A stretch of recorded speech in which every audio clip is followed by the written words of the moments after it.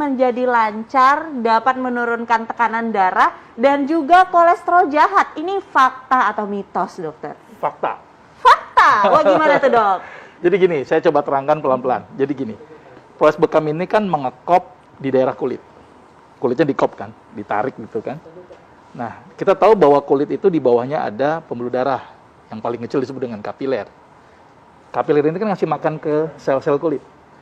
Nah, ketika dikop, maka akan terjadi peningkatan laju filtrasi dari kapiler ke sel. Jadi si sel itu dapat makanannya banyak.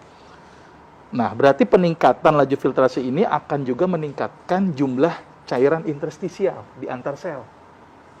Nah, jadi yang ada di pembuluh darah, di endotelnya nanti melebar, kemudian terjadi nutrisi ke sel-sel kulit. Ketika dikop terjadi peningkatan laju filtrasi sehingga cairan interstisial menjadi meningkat. Nah, kita tahu bahwa cairan interstisial isinya kan banyak tuh. Ada makanan, ada sisa metabolisme, gitu kan. Ada sampah metabolisme tadi, terus kemudian apa? Ada nutrisi. Nah, ketika dikop, apa yang terjadi?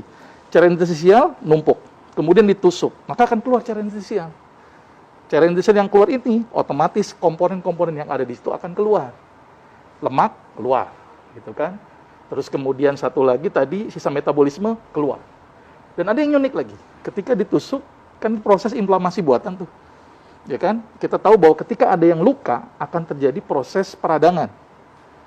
Nah, ketika luka maka akan mengaktifasi NO, nitrate oxide. Ini bahasa ilmiahnya gitu. Nah, nitrate oxide ini ternyata salah satu fungsinya adalah melebarkan pembuluh darah. Nah, sama satu lagi, ketika ditusuk ada sel namanya sel keratinosit. Ya kan? Nah, di situ dia akan memproduksi yang namanya beta endorfin. Maka itu kenapa ketika dibekam itu rasa nyaman itu. Relax, Relax, karena endorfinnya tadi. Asal jangan lagi nyaman-nyamannya ditinggal gitu. Kasihan soalnya. Perasaan dong sakit. Iya. Nah, berarti ini kita akan lebih lanjut lagi nih bahas soal ini nanti ya makanya. Tapi dengan diselingi fakta mitos ya. Ini ada lagi nih, ada yang beranggapan kalau bekam ini katanya bermanfaat untuk membuang racun dalam tubuh. Tadi sedikit disinggung nih, tapi ini fakta atau mitos? Fakta. Fakta. Kita lanjutin tadi ya. Tadi sebenarnya dibahas tuh sedikit ya. Sudah saya terangkan di awal tadi. Jadi zat sisa metabolisme tubuh yang harusnya dibuang dengan proses lewat ginjal, lewat pernapasan, ternyata dengan bekam itu sebagian terbuang. Karena tadi bekam mengeluarkan cairan interstisial. Berarti apa yang ada di interstisial maka akan terbuang, termasuk zat-zat sisa metabolisme.